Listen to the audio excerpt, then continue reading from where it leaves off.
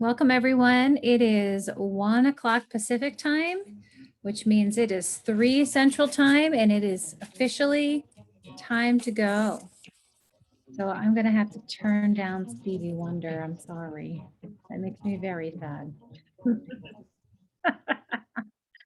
My name is Jessica Swain Bradway, Executive Director for the Northwest PBS Network. And I have the esteemed honor this afternoon of just kicking us off with some logistics for this session, Elevating and Honoring Student Voice, and be presented by Felicia Singleton and Marcus Jackson. And I'm very excited to hear them, so I'll make my part very brief. Just reminders about our expectations: take care of yourself. I appreciate the breaks embedded in this virtual forum so people can get up and move around. Please take care of yourself, get water, connect with friends, limit distractions. I saw a good session on Wednesday or Tuesday that there's no such thing as multitasking. Apparently it's not a thing. So Felicia knows, she's nodding with me. As I go through the introductory slides, just let us know where you're zooming in from today, where you're calling in from. You can put that in the chat in the Pathable. And then let us know if you've been at previous forums, either online or in person. You can go ahead and put those in there as we go through. Thank you, Lori. Thank you, Megan. I can see your responses. I see you. I see you, Lexington. Okay, let us know if you've attended another forum. And then what's your favorite PBIS related topic? I just want to learn a little bit about folks zooming in today. Look, everywhere. Green Bay. All right, Green Bay. Norfolk. Excellent. Give folks a little bit of time here to let us know about themselves. Yay, Ashley from Reno. You know my people in the chat. Okay, also give us a shout out. Oh, good. Empowering student voice seems like a favorite for there, including students. Very good, very good. Your favorite PBS related topic, keeping it light. Excellent. Okay. A few more logistics here. You all got here, so good job. You navigated the agenda easily. Be careful you don't pop out. If you do, just you can go back to your agenda, kind of pop back into the session. I popped out accidentally at Pathable a few times. You are also joining the meeting. If folks are not joining the meeting, hopefully they'll figure out that little join meeting button. I didn't know the first day, but there is technology support that is available to you all day. Really helpful, folks, if you need it. For today, give us some chat in that chat pod. You can put your questions under the Q&A under the polls.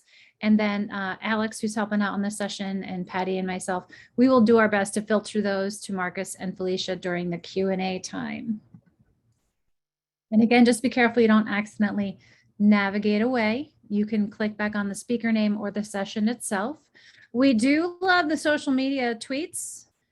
Put those out there. Give a shout out to our amazing presenters. And remember, the help desk is just a click away if something is not working for you. And I'm hoping by the end of 3 days, you've had an easy time of technology. Felicia and I were remarking that it's been really good support and we've been very happy about it. Okay, so that's going to be it. You won't hear from me again till the end.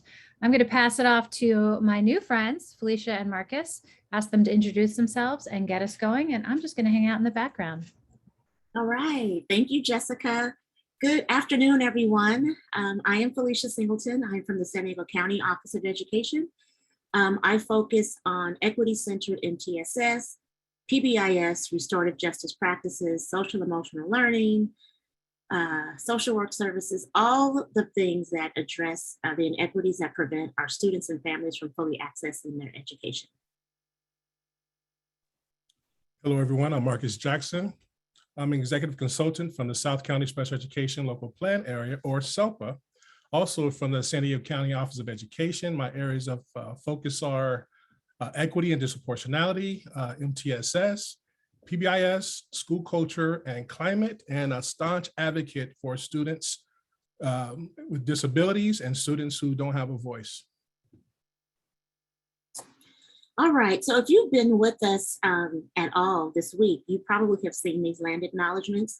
So I won't take a lot of time, but I just do want to share what they are for those of you who this may be new for. We know that it's a formal statement that recognizes and respects the indigenous people as traditional stewards of the land here in the United States of America. So because we're virtual, we just want to begin this effort by recognizing and honoring all of the unique and enduring relationships that exist between indigenous peoples and the US, wherever we reside. And I also just want to make sure I put out there that there are beautiful land acknowledgements that are written, but it should be more than just a formal statement. It's really an invitation to learn more about the communities where you live. And you can look at indigenous endorsed museums that sometimes indigenous folks have their own museums. And here in San Diego, we're in the land of the Kumeyaay, and there are public trails. There are museums that are curated and taken care of by the traditional folks. There's the Museum of Us here in San Diego. So it's an opportunity for us to learn more for ourselves, and then bring that knowledge back to our system in whatever capacity we're in. So thank you for allowing us to do that. And this next slide, we have the great fortune of being with you after lunch, probably if you're on the West Coast, or in time for afternoon coffee break if you're centrally located on the East Coast. So what we'd like to do, and again, this is just in the chat, take a look at this mood meter and find where you reside on the mood meter. So think about how you're feeling. And what we're going to do, I've heard now chat blast. I call them a waterfall chat. You're not going to type the word, you're just going to type the color that corresponds with how you're feeling right now.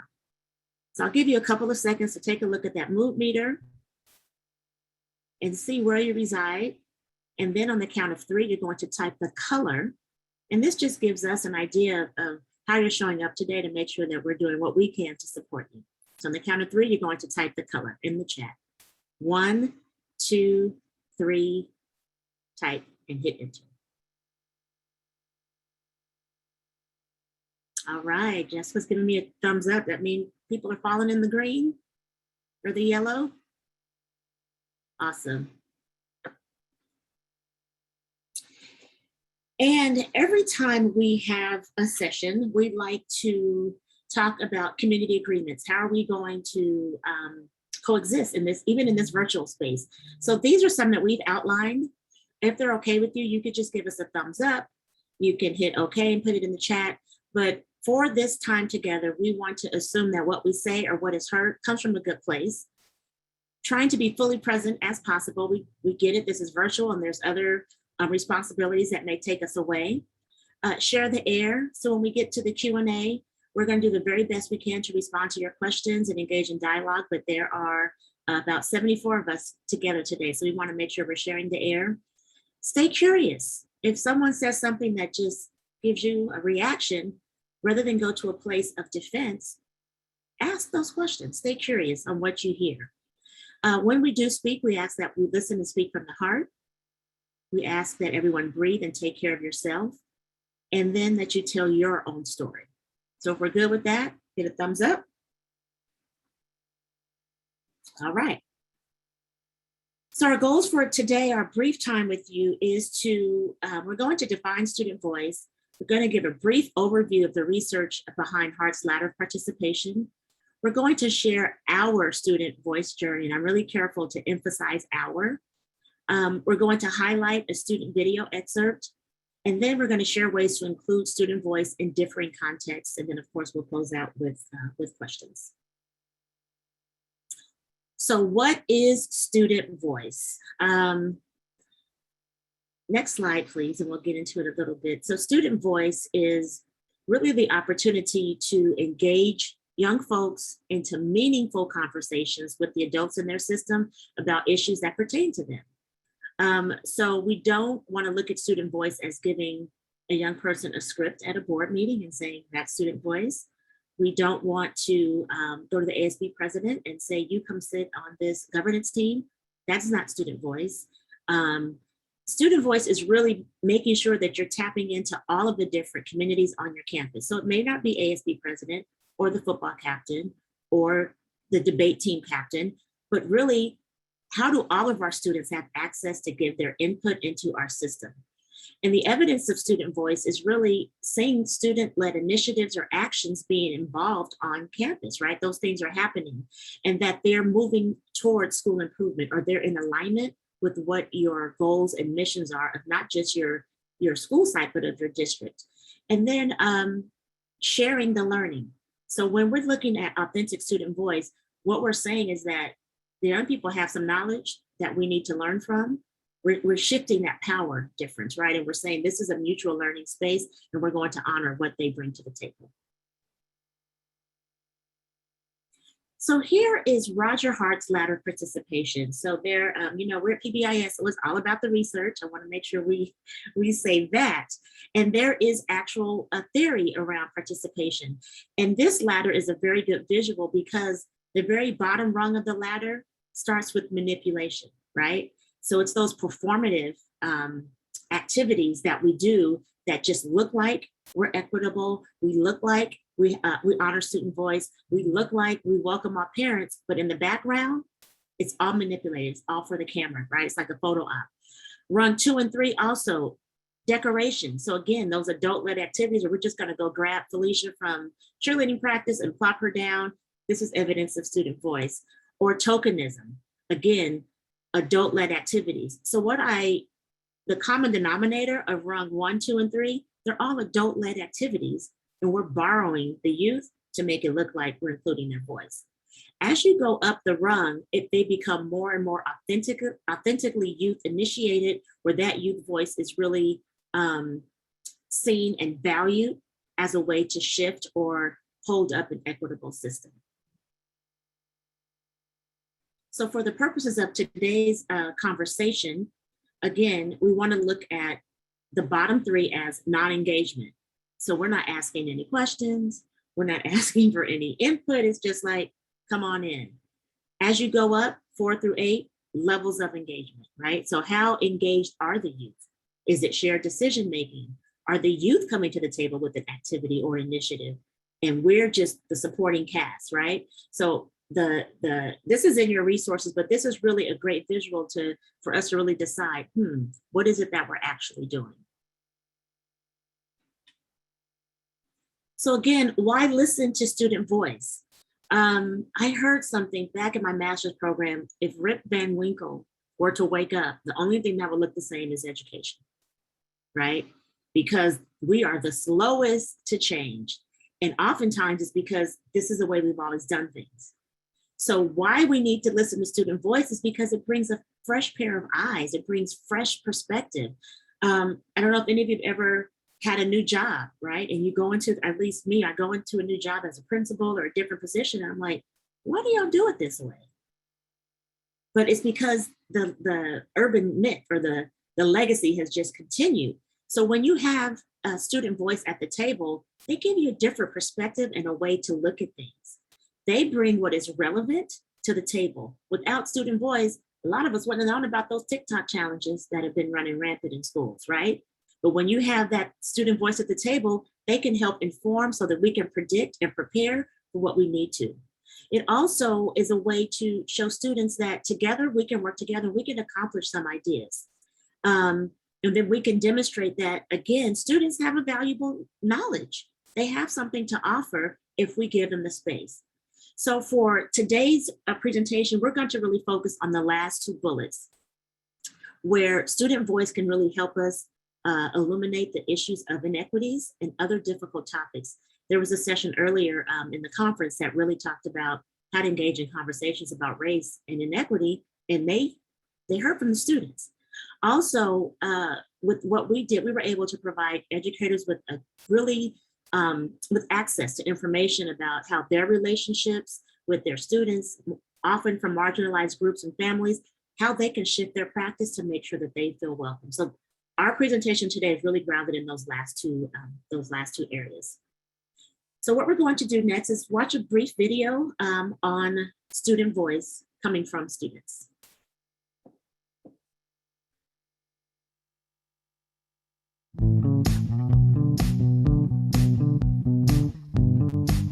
So Student voice, it's taken so many years to be implemented into education. We're in the education system for over 12 years. Why don't we have a say in it? If we can't have an effect at our school, how are we supposed to have an effect in the world? In a lot of my friends' experience, they feel like what they're being taught is not relevant to what they want to do in the future. As consumers of the decisions that are being made by the administration, we should have a right to voice our own opinions. Their education, and we make as adults decisions for kids without involving them in the decision-making process, or at least knowing what the options are. They're the ones that are being taught to on a day-to-day basis. They're the ones that are learning from the process. It's important to not lose that lens of being inclusive of student voice. We have to completely redesign our education to make it more well-rounded and more beneficial for the students of the future. Education should be personal. It shouldn't just be structural. It's important that everybody's voice is heard. If students are involved in what they're learning and it's relevant to them, they'll be more interested. And with engagement comes higher graduation rates, lower dropout rates, lower absenteeism rates. We help shape our own path to what we want to become. That is the importance of student voice, is being heard and being involved. I think it's a win-win for students and teachers. We have students who have the potential to create something great. A school that is supportive of student voice is a school that puts in trust in the students. By building relationships with teachers and building relationships with others and really feeling that sense of community at your school, that is when you start to want to learn. You'll become more interested and intrigued to pursue education and pursue the paths that you want to take.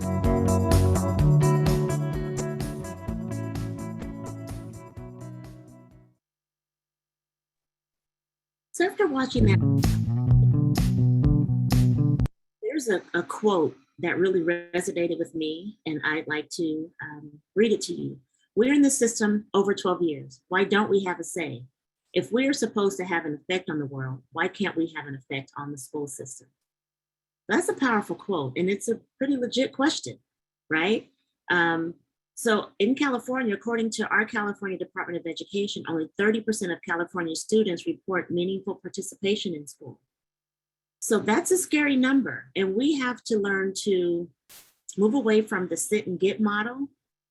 Also, we have to kind of check our own egos and our own emotions, because the children are going to tell us the truth.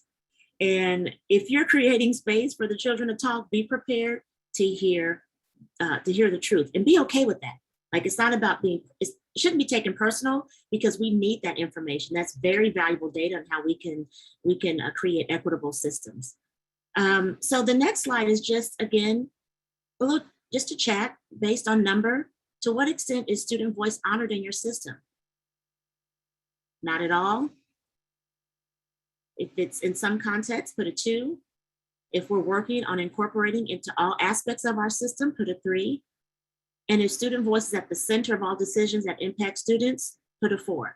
So if you wouldn't mind just dropping those numbers in the chat. Again, this is not to call anybody out, but it's just to, more than likely, a lot of us are in the same places, which is why we're here today. So thank you everybody for responding in the chat. We've got some 1s, 2s, 3s, 1.24 for my people who are super precise. So we've got a lot of folks that looks like are kind of just getting going on this. Thanks for sharing with us, everyone. Yes, thank you. So with that said, we're going to talk about our journey into student voice. So again, let me just give you context. The San Diego County Office of Education, I'm finding out a lot of states don't have these. And what we are is a regional Office of Education that supports. In San Diego, we have 42 school districts. We have a very large geographic location. So we are kind of like the hub for professional development, for HR support, for student database support. Like Marcus said, the special education SELPAs are embedded within our county office. We also have our own community and court school system, right? So just to give you context, California has 58 county offices throughout the region. So a lot of times we don't have direct impact with students, and that's important because we were, in my opinion, were able to pull off something pretty significant, not having access to a lot of students. So our panel started in 2020. And if you can go to the next slide, what inspired our panel was the perfect storm, if you will, of COVID-19 and the racial reckoning here in our country. And a lot of feelings and a lot of emotions and conversations started happening. A lot of visibility around Black lives, a lot of visibility around the systemic inequities that are happening. So the previous quote that was there is really just a reminder that education was founded, years, thousands, centuries ago on an inequitable system. It was from the beginning, it was designed not to serve everyone, right? So where we are now, we see this, but it's a good reminder that back in 1779, Thomas Jefferson proposed a two-track system. Those for the learned, the privileged, those who had access, and a few from the laboring class, like the geniuses that will rake from the rubbish. So with that in mind, that feeling is still very present. We can see evidence of that in our school system right now when we look at our exclusionary practice data. We look at the number of students who are serviced through IEPs. We look at the school to prison pipeline. We can see definitely who the system serves and who it does not serve.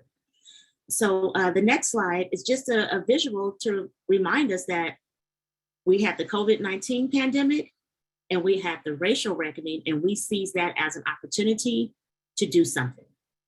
And the unexpected benefit, if you will, I feel weird saying that's kind of like liking a sad video on social media, but we were able to access Zoom. Like, we have this virtual platform.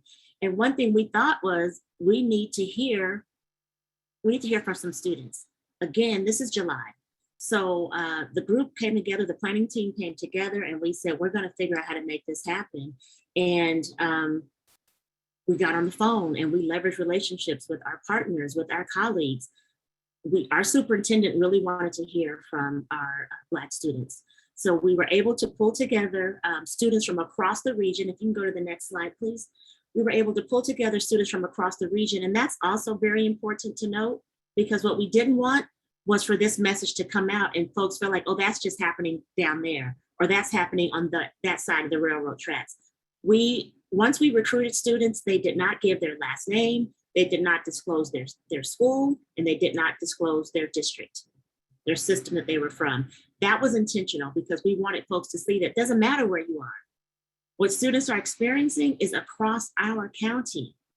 So that was super important. So once we were able to recruit students and get them on board, we had a release of information, we got parent permission, and then we brought students together in a restorative format, again on Zoom. But what we wanted to do was build community amongst ourselves and with the young people, because they were going to be addressing some pretty heavy topics. And we felt like we can't just throw them in a room and say, okay, go. We wanted to prepare them, but we didn't censor them. So that's also very important. So we established our community norms, our agreements. And what we did when we first met the students, we wanted them to invite someone who inspired them or has motivated them or supported them into the room. So once we started the sessions of building community, they dedicated this conversation to a grandmother, a grandfather, an aunt, an uncle, maybe a coach or a teacher, because what we also wanted to show anyone who was going to watch these videos is that we don't get anywhere alone, right? We get where we are with the support of others. So this is how we built community. We held office hours so the students would come in and practice. We gave them a list of questions. And then from there, we launched into our panels. We also, although two adults, myself and a colleague, were in the Zoom room, we opened the conversation, and then we were able to find college students to moderate it who happened to graduate from schools in our county. So this was student-led, student-moderated from the whole conversation. So the next slide, you're going to watch an excerpt from our Black Student Voice panel. We named it Young, Gifted, and Black. And so sit back, you have about 7 minutes to watch this video.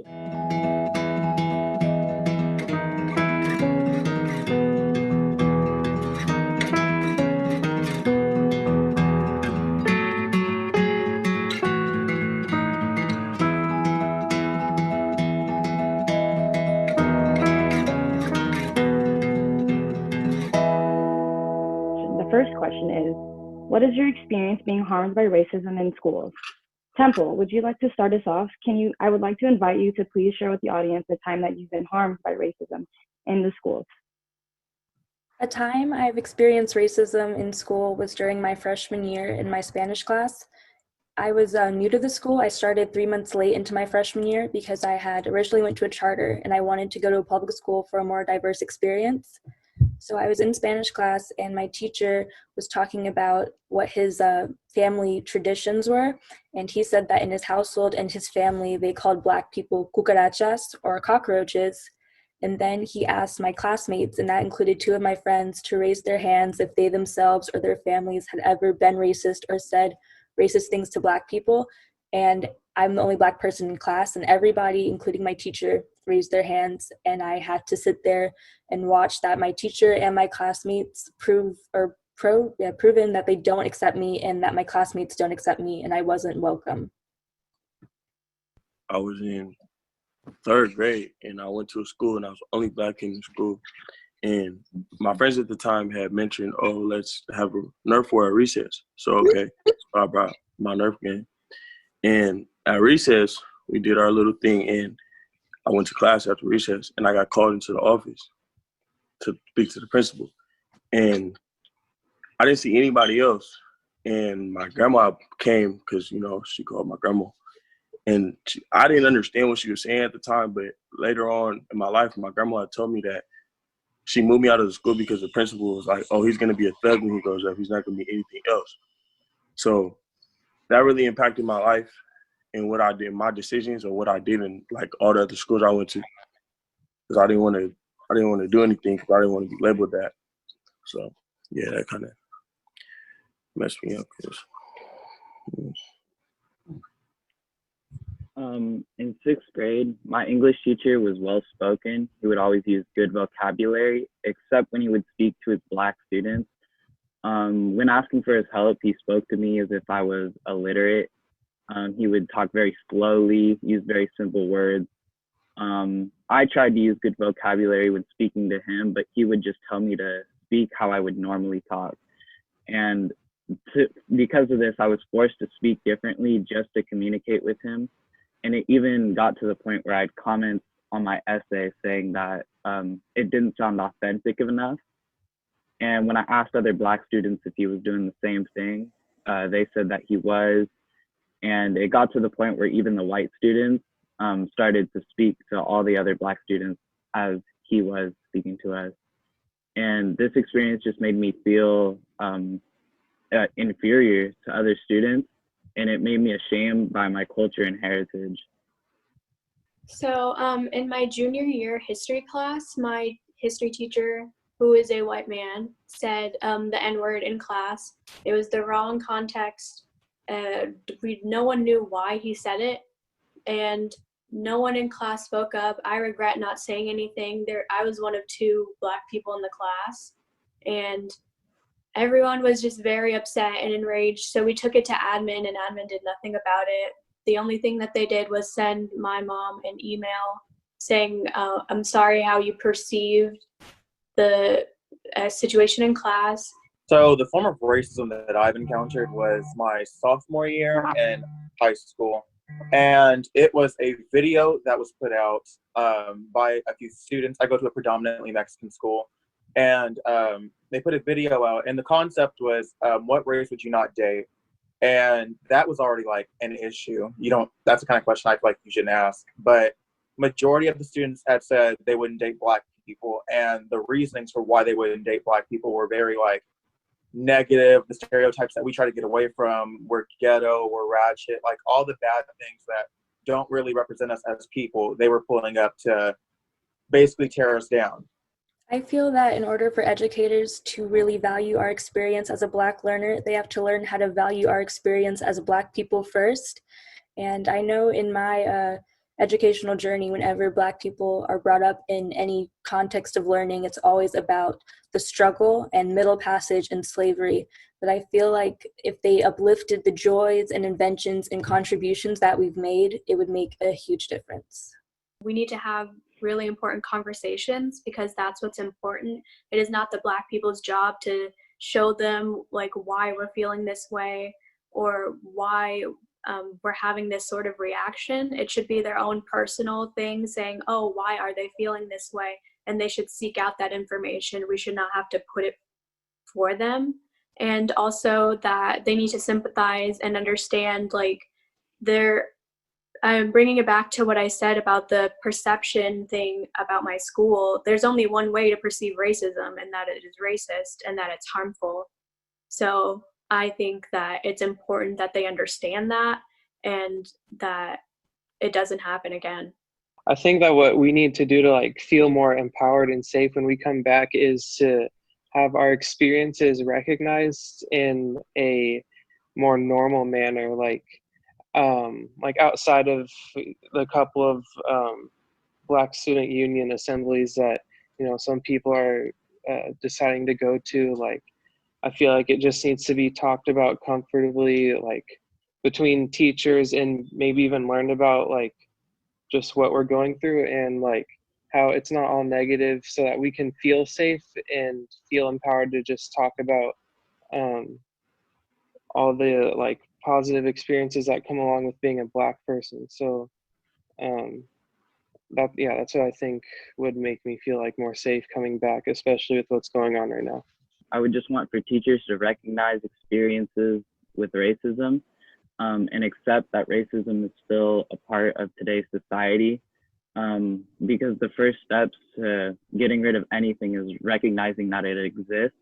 And I think once that they do that, we can overall come together as a community and possibly create a stronger and more powerful community.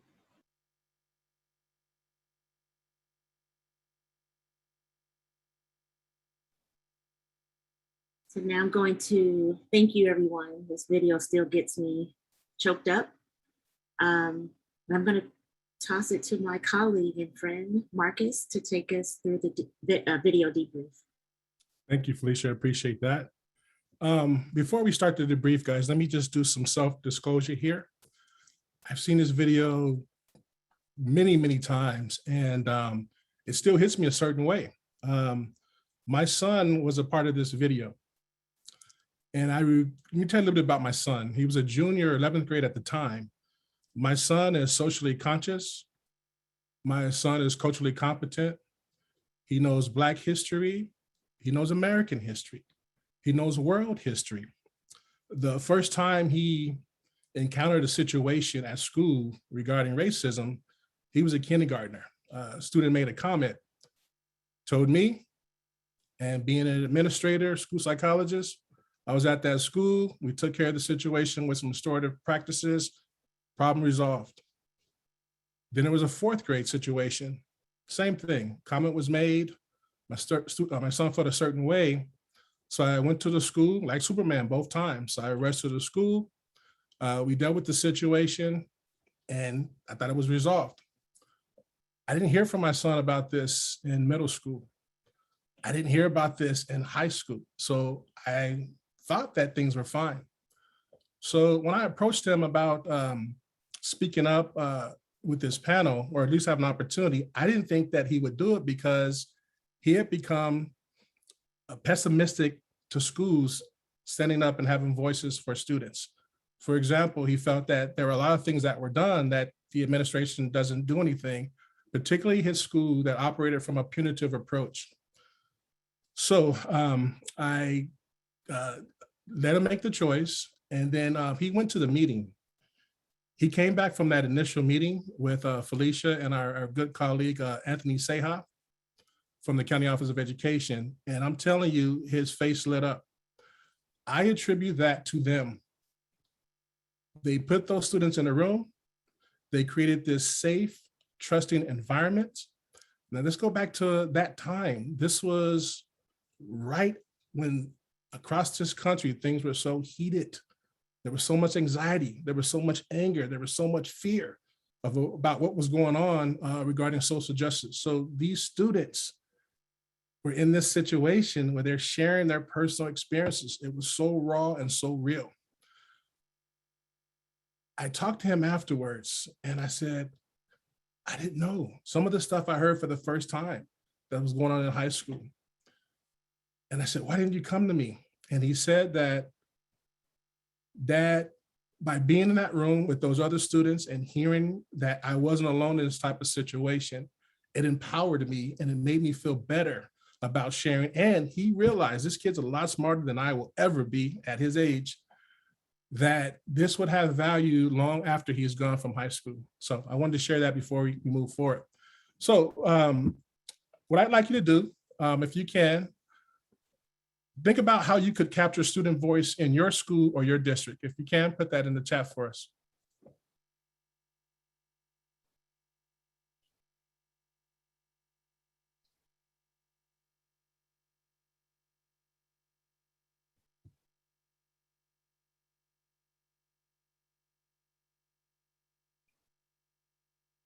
We got anything there, Jessica? Yeah, they're starting to come in. So we do have some questions that I'm tracking, so we can ask you at the end because they're brilliant. Perfect. But we've got listening sessions with the restorative justice facilitator. I appreciate the facilitator shout out because we want to have someone that can interact with kids. Make sure it's a safe place, surveys, student-led groups, circle work, safe room, entry tasks to get feedback from kids. Good. Surveys, these are good. Yeah. Data walks. Ooh, Kim, thank you. Data walks with students about outcome data and survey data. That's pretty excellent. Really good ideas. If folks who are attending, make sure you also scroll through and check these out because they are really nice. All right, awesome. All right, we're going to go to the next slide. Okay, so as a result of the first panel that went through and the reaction, the positive feedback that we got, the county realized that they had to go more in depth with other voices as well. So there was the Asian student panel, the Latinx student panel, the Native American student panel, the Middle Eastern Northern Africa panel, the LGBTQIA panel, and then the students with disabilities. So once again, we don't have time to go over every particular one today, but we do have the resource for you at the end of this presentation. Okay, in this next section, we're going to talk about some of the ways you can include student voice within different levels of education through practice or policy. Next slide. All right. But truly, in order for us to truly understand our students and what they need from us, it requires the building of rapport. That's the foundation. We have to have rapport, like someone mentioned earlier, listening, learning, and asking about the unique and special gifts of the culture that they bring. This helps build and expand on student voice and have real dialogue through creative ways, which could include, first and foremost, building that safe, inclusive environment, listening and learning, the process for deep conversations to address inequities, storytelling or poetry. Students can express themselves in so many creative ways nowadays and have always been able to. We just got to give them the opportunity. Sharing family traditions so that students don't assume what it's like to be in a different type of family situation. Have students be able to share that. Getting student ideas for projects, finding out ambitions or goals from students, discussing the insecurities or the challenges. Students have to have opportunities to be able to process when they're dealing with that, as well as sharing their hopes and their fears. Okay, the next few slides comes from the research done by the Center for American Progress in the article, Elevating Student Voice in Education. The authors emphasize the importance of including student voice overall, but also not forgetting those marginalized groups, as Felicia mentioned earlier, Latinx, the Native American, and of course, our Black and African American students. When it came down to students overall, the data showed that there was a downward trend in student engagement with a steady decrease from 5th grade. So based on their research, 5th grade is that sweet spot, but as students got older into middle school and high school, there was a level of decrease in student engagement. So the things to think about here is, for one, have the diverse student perspectives, clear expectations, goals, and process for students and adults. Building that trust, it goes back to the rapport, and then the scaffolding for students as well as the adults. Once again, that goes back from looking at that rapport and building that communication together among adults and students. All right, the first one talks about honoring student voice at the school level, and there are several components here. First and foremost, we empower students to drive their learning and foster a positive school climate. We've seen a lot of this in our area.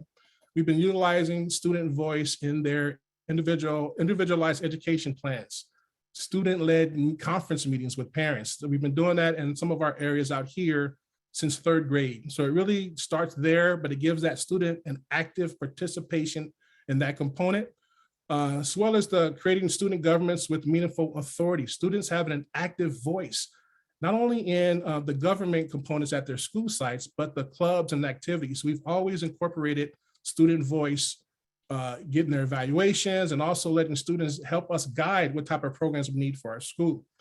One thing in particular that I've seen work really well with students is having them shadow the administrators, having them have an opportunity to sit in some of our meetings so that they get a good full understanding as to what our process is like for them. And also restructuring those school schedules to build in that time where students and teachers can share perspectives. I think that's very, very valuable when you're trying to give students that lens. Next slide, please. Okay, honor student voice at the district level. Now, this is really important. I've seen a lot of schools include student voice at board meetings. I see it a lot, but generally this is what I see. They introduce the student from where he or she, whatever the school they come from, and then you don't hear that student at all until the very end of that meeting. They'll say, thank you for being here. And then the next board meeting, there's another student. I noticed that there was one district in particular, and they've taken it a big step further. They have this student who fought for a policy to get student voice more involved in their school board meeting. So what this student did is there's a space on their website, the San Diego Unified School District, where there's a policy for student voice. Now, this student not only sits on the panel with the other trustees, but the student has an active voice in the board. Now, when you watch this particular student and they go around, they call him trustees, and he's the student voice, but the student is an active participant throughout the whole process of the board meeting. He goes to schools, and he also, he presents like the other trustees. So he's very involved in that process, not just a token component that's there just to be there. He's actually involved in the deeper meaning. He also initiated the mental health component in the district, and also climate change. He's doing a lot of work. So this is a student that's highly involved, but the district takes that information into account when they work with him. But it creates the foundation. It's a year, it talks about how long it lasts. I think it's a year commitment from the student, but it's not just having students come in each particular board meeting to do a checklist. There's a more involvement with that particular student process. Okay, can we go to the next slide? And of course, at the state level, including a voting student member on a state board, there's a lot of panels that exist at our California Department of Education, where there's student groups, there's student stakeholder groups that actually have a part in the process. I know in our area, San Diego, they have the Junior Legislator Program. Now, what this is where the assembly women or men have an internship that's available for students. And it's I think it's a 3 or 4 week process, and the students actually learn how to write policy and bills. And so with that work, they do, they work in pairs. They have to show up downtown. They have to dress right with their ties on and their business suits, and they actually get to understand that whole process. At the end of that internship, the students, the assembly person gets an opportunity to pick one of the proposals and takes it to the state, where they have opportunity to see if that can get on board with the rest of the voting that goes across. So it's really in depth. My son participated when he was in 9th grade, so I saw that process. But they have to present, so it's real. They understand that whole process that goes through. But once again, just encouraging student-centered learning overall from the state to the districts back to the school level. Next slide, please. All right, now, the reality is this, guys, those of us that do a lot of systems work, we know that real change, it's a process. It takes time. It takes getting the right people in the right place, including the student voice and the student participation. But let me ask you this, we all have to start somewhere. And so we're gonna have a call to action here for you. So what I'd like you to do is this, in the chat, give a response to the 2 bulleted items. The first one is, what is something you can try tomorrow, to ensure that you are including student voice in your district?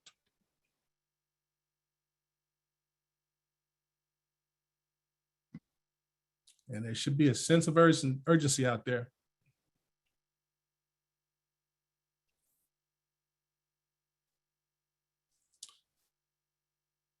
All right. Then the next thing I'd like you to do, think about what impact your inclusion of student voice will have on your students in the next 30 days. Got some things in there, Jessica? We do. We've got some good recommendations, including reaching out to administrators to have them make a commitment to, at a minimum, they could do surveys. They can share those surveys at staff meetings. Got a lot of talk with my admin, which is good, organizing. Start getting to know our kids. I mean, that's one you can do tomorrow, right? Put this on the discussion for the agenda at next week's meeting.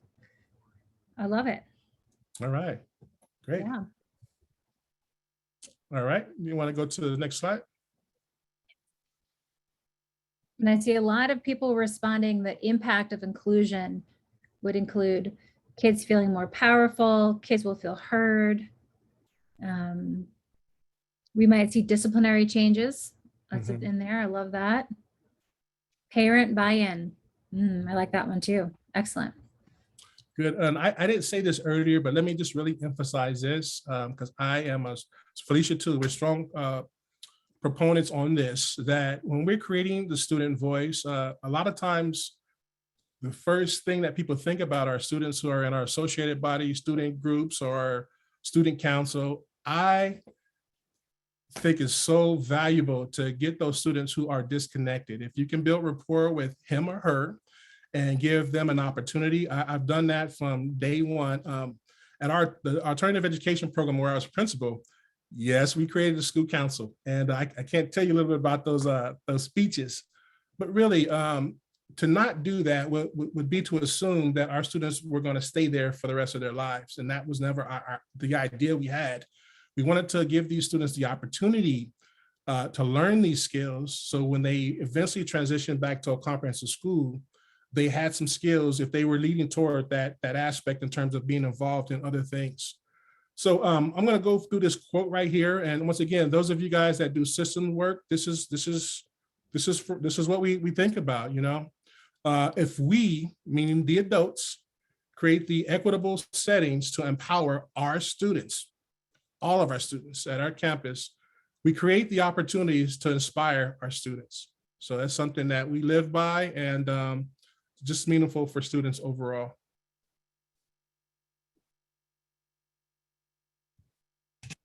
Okay, this is my time to shine.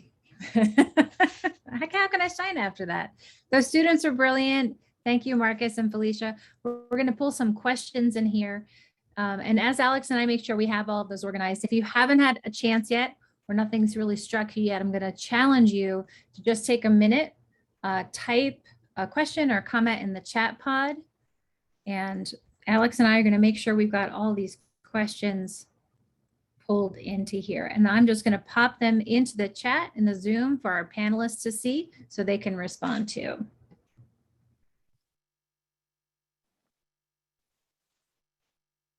Did you? Oh, perfect. There we go. We've got 2 in there. Let me hop back out and see what folks are sharing.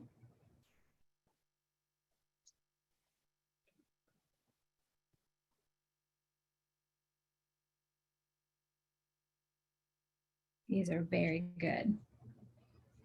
Okay, our first question that I put in the chat for Felicia and Marcus, we've got a lot of voice examples from secondary. do you have examples to share? And maybe folks in the audience do as well. How do we do that in that K-5 building? One thing that we like to incorporate, I know with PBIS, you just see older kids that are involved, but even for PBIS teams at the elementary, you can incorporate those 5th and 6th graders. We were a K6. And once again, I wanted to get voices from our students. So we also did empathy interviews with our students to find out what it was they needed from us and what they were interested in. So based on that, we were able to incorporate students in different types of processes. PBIS could be one.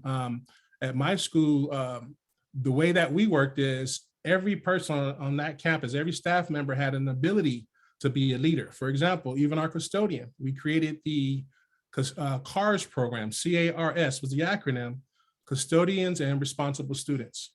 Now, with this, the students had to apply. We had a whole process. We want to make everything in a process for our kids. So it was always bigger than our school. But the CARS program or any athletic program that we had, our students had a voice in the direction that program took. We got their feedback to decide how to design the program. So they were part of that from day one. And I'll just give a couple of examples. One, when I was a principal of a K-8, I asked students to help us come up with a school song. So they took a popular song and they came up with lyrics and they would audition and they would, meet with me. So it was a fun way to include their voice. It was a way to get them engaged in that, in their school activities. But when I went to the district office, I was the program manager of the Restorative Justice Practices Department. And a big anchor, or our work was really anchored in student voice. A big piece of our work was about empowering students. And we created a student circle keeper training. So we actually went to the elementary schools and trained the older students, the 4th and 5th graders, to be circle keepers. They went through the same training that we would teach our high school students or adults who wanted to, run restorative circles. And once they practice and they learn how to facilitate those circles, they would go and have circles with the kindergartners and the 1st graders. And it was a way for not only for them to learn the practice of restorative circles, but how to create a space where those kindergartners and 1st graders could start using their voice.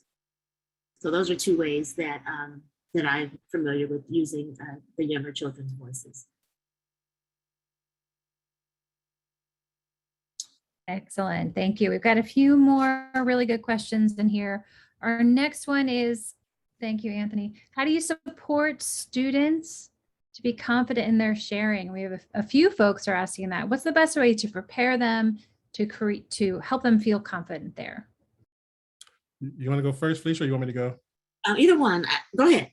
We're probably going to say the same thing. To me, that goes back to your leadership. It starts with your leadership, but not leadership alone. Your leadership has to be able to connect with the staff members and the students. And so if you create that environment, and I don't mean just staff, I mean your community too.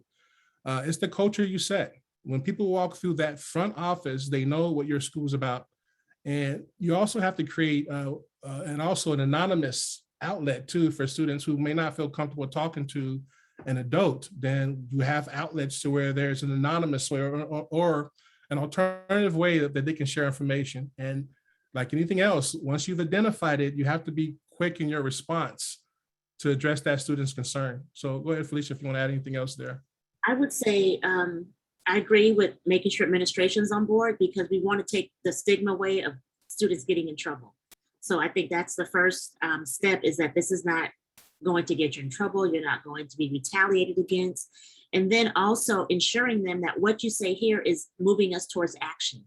Mm-hmm. So again, you're going up that rung of student participation. We don't want to just talk to you for the sake of talking to you, but letting students know when you share, this is what it is doing. So for instance, with our panels, we let them know that educators from all over the county or whoever can access Zoom, anyone can watch this, but what it's doing, it's informing educators on how to improve their practice, how to do some mirror work, and how to look at how they can be engaged with young people from every level. So we had teachers, we had instructional assistants, we've had assistant supes and superintendents on these panels watching them. And at that point, it doesn't matter if you're certificated or credentialed, doesn't matter your role. If you are in the life of a child, this panel, if you have a heart, it's going to prick something in you. It's going to make you wonder and go, So I think that was super important for us. Those students were like, we kept telling them, you're going to be teaching the teachers, you're going to be teaching the educators. And that was super important for them, because since those panels, districts have reached out wanting equity audits, wanting to do PBIS. How can we make a change in our system? Yeah, thanks to both of you. I'm going to talk as a parent for a second. What I see with my own kids is actually listening to what my kids are saying and kind of putting your money where your mouth is. So you can't say you're going to do a restorative conversation and then talk at the kid and shame them, tell them what they're thinking. Better yet, don't tell the parent what they're thinking, because you're going to get in trouble with that one. That's a longer story for later. But that when you're listening and you're actually hearing what kids are saying, and you show that you're going to do something different. So I'm going to go back to both of you said some iteration of just don't let it be words. It's not just words, right? It's actual action. So I really appreciate that. We have one more here. And this is my own personal question too. What policies have you seen? Marcus, I love the school district state perspectives. Those are so great. Have you seen policies that get more explicit to support elevating student voice? The only one I could think of is the San Diego Unified School District and what they're doing, because this was to even get that seat. And like I said, it's not a rotating seat. It's a seat that has an input throughout the meeting. That student had to get out there at those school sites. He had to petition for that. So they listened. They heard him, and they created that. And it's not just for him. He just laid the foundation down. He had the support of the board. So once his term expires, guess what? There's another student that is there.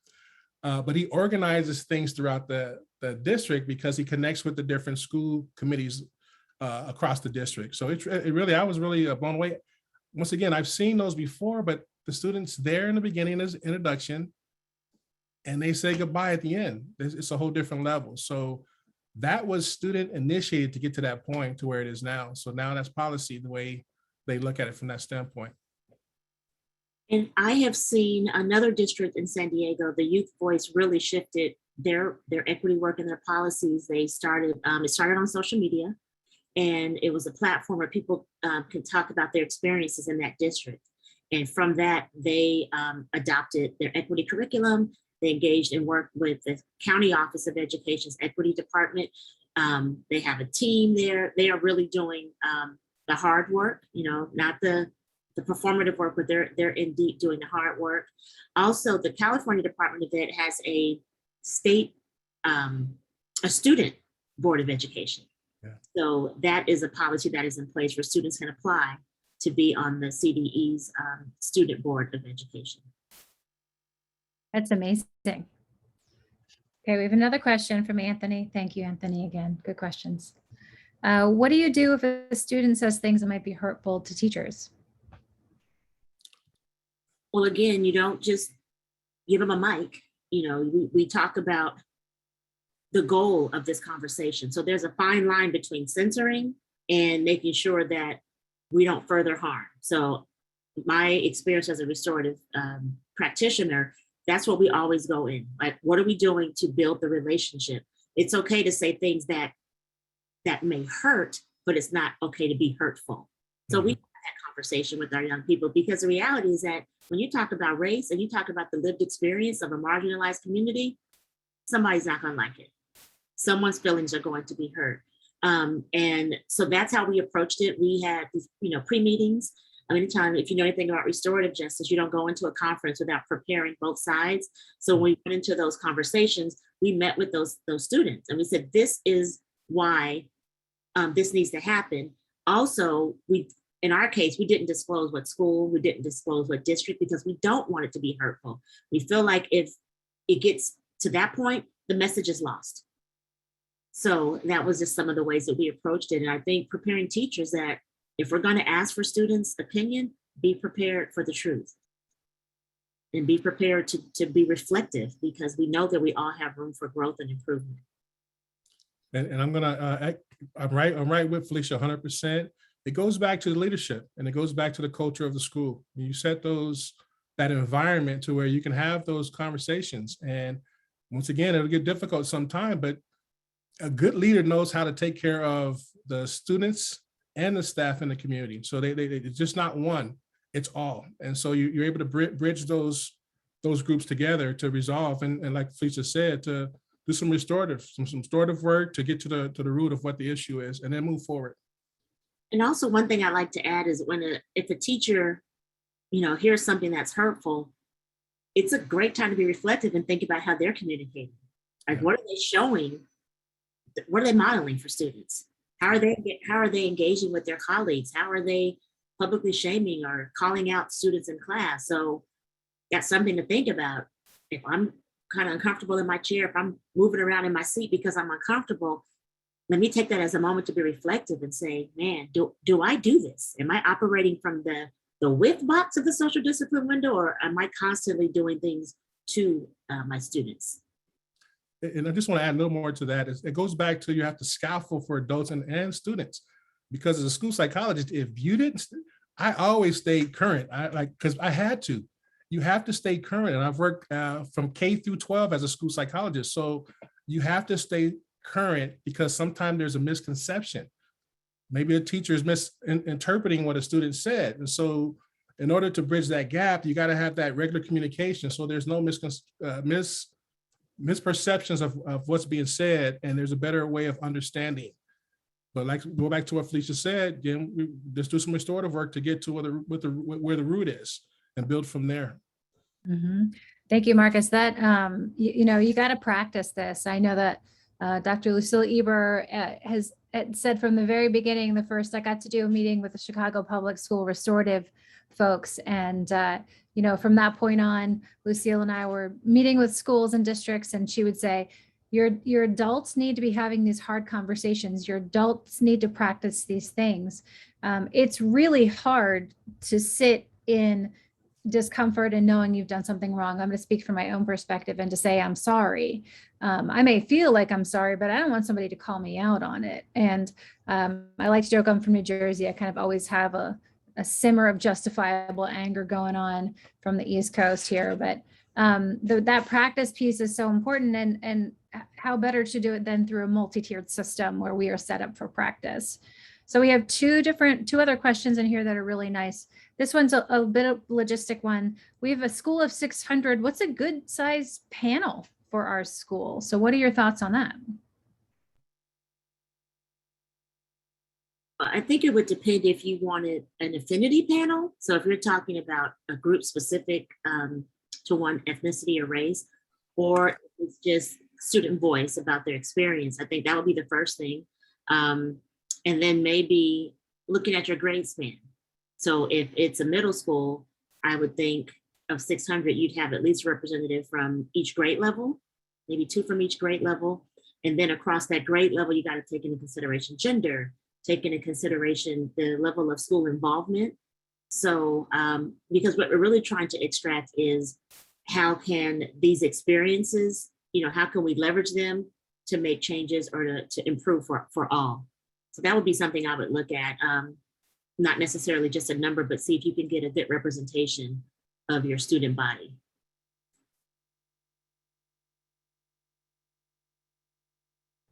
Okay, and what would it take? What are the steps to take to get a student involved at the state level? And I saw Felicia put a really helpful link in there for me, so I'm going to put that in the chat for our attendees here. But what do you think? Oh, Alex tried to beat me to it. Alex, you're so good. I would say start with either your local board members. And so in California, your local trustees at either the county level or your district level. Also, our state, she's now Secretary of State, but she was our state assembly person in California, very, very involved in education, Dr. Shirley Weber. So I would Also reach out to your state government, those legislative folks, and see what type of opportunities they have for student involvement. And I would agree. Like I said, the assemblymen and women in our area, they recruit. They have an internship every year, so they're asking for students to get involved, learn the process. Yeah, in Washington State, we have a Mindful State, which is a mixed initiative through the governor's office that does include young people. And Oregon Department of Education has affinity and parent groups for all different groups where they bring people together. So I'm guessing that locally folks there's something there that people can kind of click into. So ask around, poke around. That's a great action item. Okay, I don't see any more questions in here. I do want to give a big shout out the montage we got to see yesterday with the students. So many of those kiddos were from the San Diego panels. So thank you very much. What a resounding positive impact that you are having. We've got just a thank you. Felicia and Marcus are very generous with their contact information. Just don't text them in the middle of the night or anything like that. And they've included some really great resources that are hyperlinked. This PowerPoint, the PDF is in the files for this session, so you can download it. These are really great. Here's one really relevant to our last question there, student voice in policymaking. I pulled in a few resources from our fidelity measures for positive behavior supports. These are not checklist items. These are true action items. And I'm going to encourage you to think about the data you have and the data you can use to make sure that what you think you're doing. Ask your kids. Their voices are crucial pieces of data in this work. And Alex is going to remind me to remind you that we really do need your feedback. We love feedback here. We actually use it. I promise. I used to write the reports for the Midwest Network. We want to hear your thoughts and your feedback on this session, as well as all the sessions for the forum. So I'm going to check in and see if Felicia and Marcus have any words of wisdom to send us out for the day. We get done a little bit early. No one cares. I think we get extra credit for that. Go ahead. You want to go first, Felicia? Yeah, I was just going to thank everybody for coming. Again, just if you're going to go on the journey of inviting student voice, make sure you buckle up, fasten your seatbelt, and get ready for a fun but authentic ride. And I'll just end with that, saying that please always remember who we're working for, and it's our students. And keep in mind that for some of our students, a lot of them that are dealing with trauma and everything else at home, school is the one place they come to for support. So we have a big responsibility to really build rapport with them and make that school the best type of home situation that they have, particularly those that don't always have that outside that environment. So thank you all for being here today. Thank you.